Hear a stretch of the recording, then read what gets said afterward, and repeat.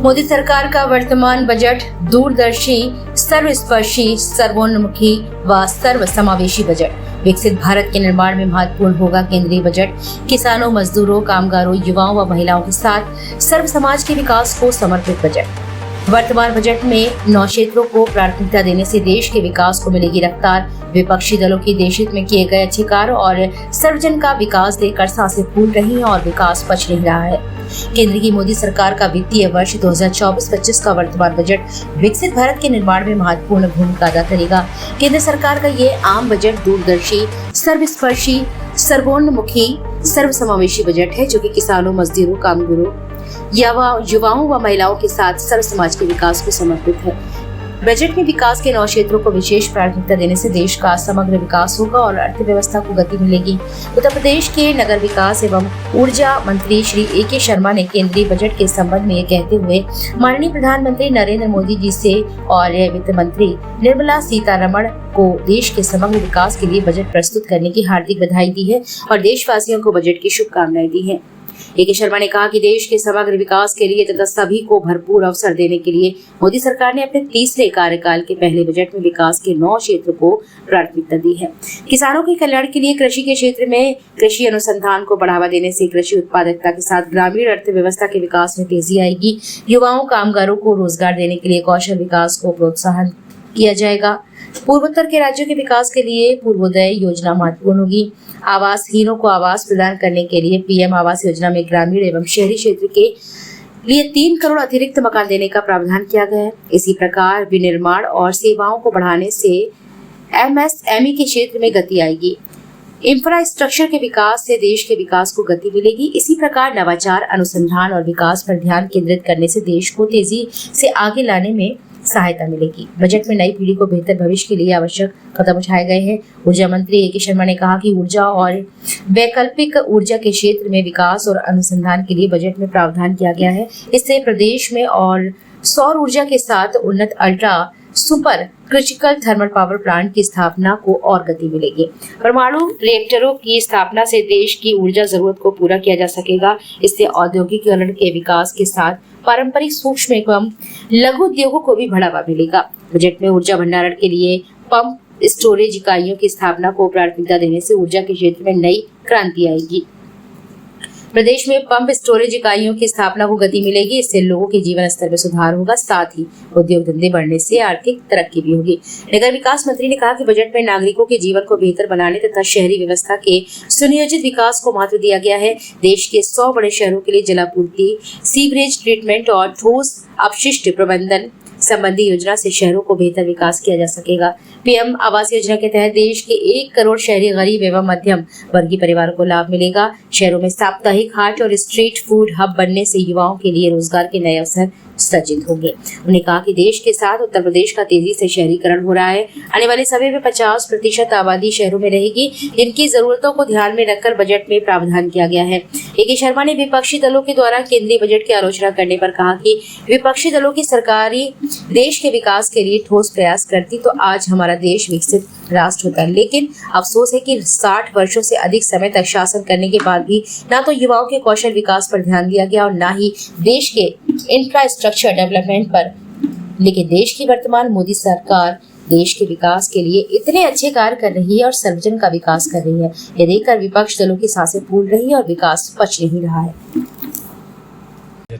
आज का जो भविष्यलक्षी और दूरदर्शी बजट पेश किया गया है, उसके लिए मैं माननीय प्रधानमंत्री जी, माननीय वित्त मंत्री जी को बहुत ही अभिनंदन करूंगा, साधुवाद दूंगा। यह एक सर्वस्पर्शी और सर्वसमावेशी बजट है जो समाज के हर वर्ग को स्पर्श करता है, हर वर्ग के विकास की, उत्थान की, सुरक्षा की ये व्यवस्था करता है। विशेष रूप से हमारे समाज के 4 वर्गों, युवा, महिला, गरीब और किसान, इनकी बात विशेष रूप से की गई है और इनके 4 जो जातियां हम कहते हैं उनके कल्याण का विशेष रूप से इसमें प्रबंध किया गया है। साथ ही आप देखेंगे कि हमारी पूरी आर्थिक प्रवृत्ति को, जो हमारा इकोनॉमिक एक्टिविटीज होती हैं, उनको 9 भागों में विभाजित करके, 9 भागों में डिवाइड करके इस बजट पे फोकस्ड काम करने के लिए की बात कही गई है। उसमें पहला है कृषि, फिर इंफ्रास्ट्रक्चर, फिर employment and skilling, human resource development, manufacturing of services, urban development, energy sector, research और डेवलपमेंट। इस तमाम जो 9 आप किसी भी अर्थव्यवस्था या अर्थशास्त्री से आप बात करेंगे तो अगर इन 9 चीजों को अटेंड कर लिया जाए तो किसी भी देश की आर्थिक प्रगति को कोई रोक नहीं सकता। इन 9 क्षेत्रों में जो फोकस्ड काम करने की जो बात की गई है उसके लिए मैं फिर से माननीय प्रधानमंत्री जी और माननीय वित्त मंत्री जी का साधुवाद करूंगा। 2 क्षेत्र इसमें ऐसे हैं जो मेरे अपने मंत्री के रूप में हमारे स्वयं के विभागों से संबंधित है, इसलिए मैं उन 2 की थोड़ी विशेष बात भी करना चाहूंगा। उदाहरण देते हुए, उदाहरण के रूप में नगर विकास या अर्बन डेवलपमेंट के क्षेत्र में कहा गया है कि 1 करोड़ नए शहरी आवास बनाए जाएंगे गरीबों के लिए। विपक्ष ने 60, 65, 70 साल तक जो शासन किया उसमें आज भी करोड़ों लोग नगरीय और ग्रामीण दोनों ही क्षेत्रों में ऐसे हैं जिनके सिर पे छत नहीं है। किसी को ये नहीं सूझा था कि इनको मकान दिया जाए। माननीय प्रधानमंत्री जी ने अपने पूर्व के 2 कार्यकाल में और इस बार भी अपने तीसरे कार्यकाल के पहले ही बजट में एक बहुत बड़ा छलांग लगाते हुए 1 करोड़ शहरी मकान बनाने का उन्होंने इस बजट में प्रावधान किया, जिसके लिए मैं साधुवाद करता हूं। उसी तरह से जो हमारे अर्बन डेवलपमेंट में नई बातें, चाहे वो सीवरेज की हो, चाहे सॉलिड वेस्ट मैनेजमेंट की हो, 100 चुनिंदा शहरों में विशेष रूप से प्रयास करने की बात की गई है।